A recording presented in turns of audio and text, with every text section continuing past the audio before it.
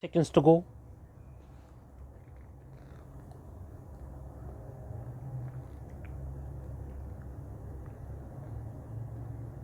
Start.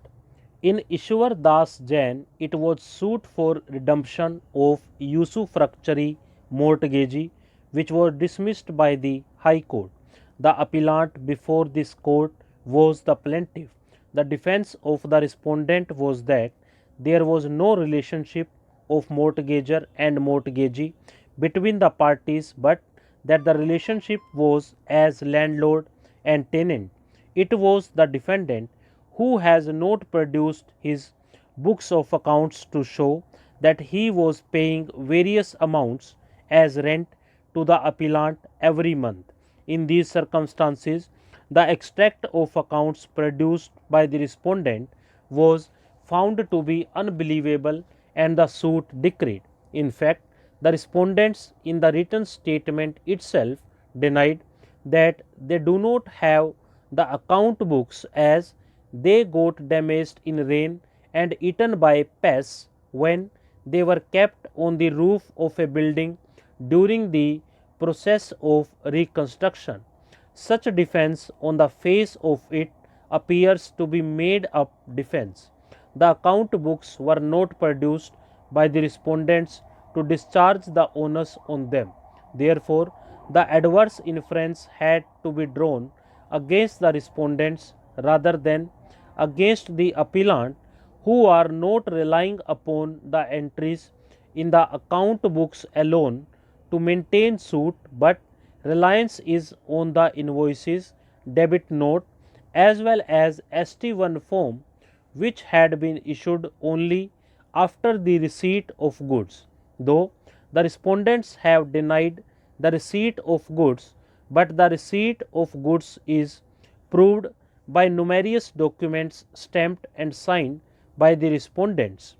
Section 42A5 of the Delhi Sales Tax Act 1975 excludes the sale made to the registered dealer from the taxable turnover, which reads thus: for the purposes of this act, taxable turnover means that part of a dealer's turnover during the prescribed period in any year which remains after deducting therefrom of goods of the class or classes specified in the certificate of registration of such dealer as being intended for use by him as raw materials in the manufacture in Delhi of any goods other than goods specified in the third schedule or newspapers for sale by him in the course of interstate trade or commerce, being a sale occasioning or effected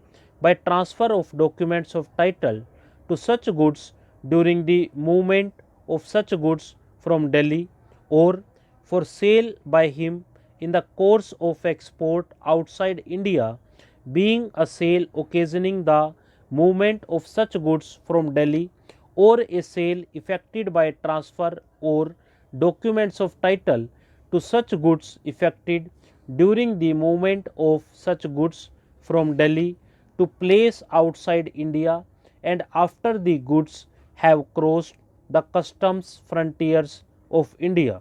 Rule 7 of the Delhi Sales Tax Rules 1975 allows the dealer to claim deduction from his turnover if he files a declaration in ST1 form duly filled in and signed by the purchasing dealer or a person authorized by him in writing. The said rule reads thus: conditions subject to which a dealer may claim deduction from his turnover on account of sales to registered dealers. A dealer who wishes to deduct from his turnover the amount in respect of sales on the ground that he is entitled to make such deduction under the provisions of subclause 5 of clause A of subsection 2 of section 4 shall produce copies of the relevant cash memos or bills according at the sales are cash sales or sales on credit, and a declaration in form ST1 duly filled in and signed by the purchasing dealer or a person authorized by him in writing. The respondents have admitted that no sales tax is payable by a dealer to a dealer. By necessary implication, the respondents are admitting the appellant to be a dealer as also the respondents to be dealer under the Delhi Sales Tax Act 1975. It is only on account of sales made by a dealer to a dealer that the sales tax is not be payable, as the incidence of payment of tax would be when the goods are sold to a consumer. The respondents as wholesaler were getting the benefit of trade discount, which is an agreed term of sale. Stop.